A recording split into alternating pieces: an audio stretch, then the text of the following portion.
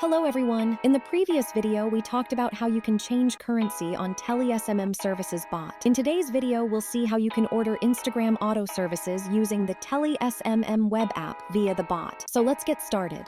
First, open Telegram and search for TeleSMM Services bot. Click on Start to begin. Then tap on App on the left side of the interface. Now log into the website. Tap on Instagram, then scroll down and under category, select Instagram Auto. Here you'll see two services. We'll go through them one by one. Instagram Auto Likes. Select Instagram Auto Likes. Now enter your Instagram username.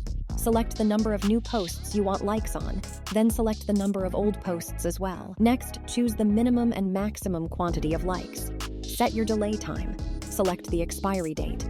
Finally, click on Start Tracking. And that's it. Your likes subscription is added successfully. Instagram Auto Views. Now select Instagram Auto Views. Enter your Instagram username. Select the number of new posts. Then choose the number of old posts. Set the minimum and maximum quantity. Adjust the delay time. Select the expiry date. Then click on Start Tracking.